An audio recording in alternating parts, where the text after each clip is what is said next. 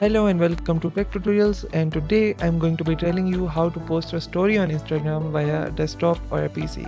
So once you open Chrome, all you have to do is to go to Instagram. Then once your Instagram opens, right click and then go on to inspect. Once you do, it will open up a page something like this. Now you don't have to care about all of this stuff. All you have to do is to tap on the device toolbar button and it will open up something like this. Now go to responsive and choose whichever size you want.